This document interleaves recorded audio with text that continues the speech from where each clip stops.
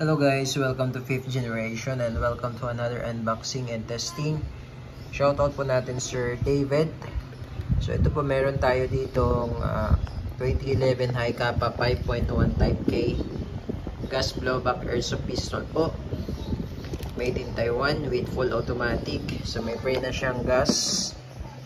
Standard power number 12. Tapos may free na rin siyang 4,000 shots na airsoft BBs. Ayan po. This is WE brand po. Ayan po.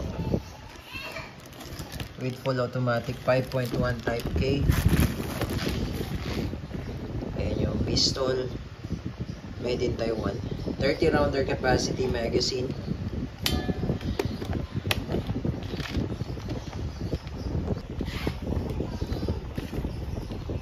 Gas magazine 30 rounder.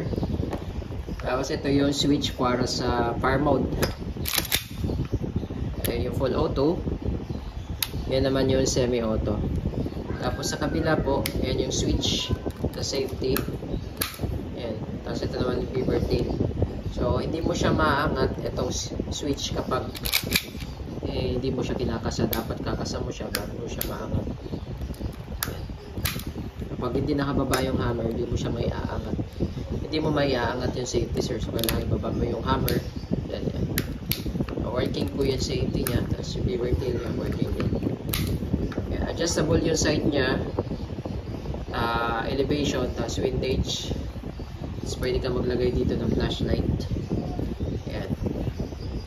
WE 5.1 Type K airsoft pistol. Pagay tayo ng gas. 3 to 5 seconds lang o.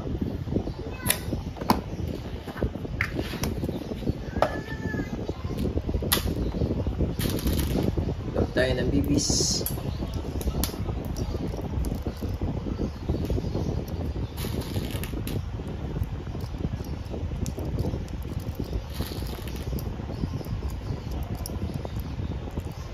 Ayan po. 30 rounder po.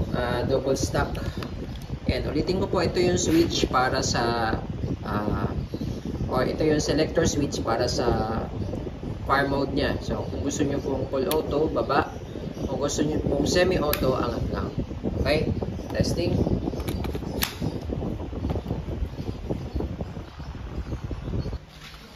Okay, semi automatic muna. Semi auto. So ito yung semi automatic. Ayan yung semi. Tapos pag full, baba lang yung switch. Ayan. 5.1 Type K.